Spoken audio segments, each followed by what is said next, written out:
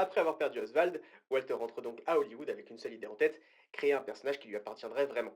Et pour créer ce nouveau personnage, Disney va donc travailler avec son animateur le plus talentueux, Hub Iwerks, un véritable génie capable d'animer des centaines de dessins en une seule journée. Et ensemble, ils vont donc imaginer une petite souris qui au début devait s'appeler Mortimer Mouse. Mais la femme de Walt trouve le nom affreux et ils vont donc décider de changer pour Mickey Mouse. Disney va donc créer rapidement des cartoons avec Mickey, mais au début il reste muet, rien de vraiment révolutionnaire, et aucun distributeur ne semble intéressé. Mais pour comprendre ce qui va vraiment changer l'histoire de Mickey, il faut revenir un an en arrière. En 1927, Hollywood découvre le cinéma parlant, avec The Jazz Singer. Et très vite, Walt Disney a une idée, apporter cette révolution dans le monde de l'animation. Il lance donc un projet totalement fou pour l'époque, créer un cartoon où le son est parfaitement synchronisé avec l'image. Le seul problème, à ce moment-là, presque personne ne sait vraiment le faire correctement.